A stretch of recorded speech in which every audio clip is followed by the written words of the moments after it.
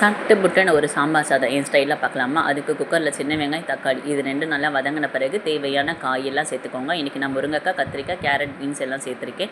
இந்த காய் 2 நிமிஷம் வதங்கின பிறகு இதில் பொடி பார்த்திங்கன்னா சாம்பார் பொடி, மஞ்சள்தூள், உப்புத்தூள் இதை போட்டு நல்லா மிக்ஸ் பண்ணிவிட்டு ஒரு லெமன் சைஸ் புளியை கரைச்சி வச்சுருக்கேன். அதையும் ஊற்றிட்டு புளி ஒரு கொதி வந்த பிறகு தேவையான அளவு தண்ணி, அரிசி, பருப்பு, துவரம் பருப்பையும் அரிசியும் 1 மணி நேரம் ஊற வச்சு வாஷ் பண்ணி வச்சுருக்கேன். அதையும் இதோட ஆட் பண்ணி இதில் 1/2 ஸ்பூன் பெருங்காயத்தூள் இதை ஆட் பண்ணி நல்லா மிக்ஸ் பண்ணி ஒரு 5 விசில் எடுத்திங்கன்னா சாதம் நல்லா வெந்திருக்கும். இப்போ இதுக்கு தாளிப்புக்கு பார்த்திங்கன்னா 2 ஸ்பூன் நெய், 2 ஸ்பூன் எண்ணெய், அதில் கொஞ்சம் கடுகு, சீரகம், வெந்தயம் இது பொரிஞ்ச பிறகு ஒரே ஒரு காஞ்ச மிளகாய், கருவேப்பிலை இதை நல்லா சேர்த்துட்டு நம்ம சாதத்தோட தாளித்து வச்சதையும் கொத்தமல்லியும் சேர்த்தோன்னா சூப்பரான என் ஸ்டைலில் சாம்பார் சாதம் ரெடி. இந்த வீடியோ பிடிச்சிருந்தா இந்த வீடியோவுக்கு சப்போர்ட் பண்ணுங்கள். Thank you friends.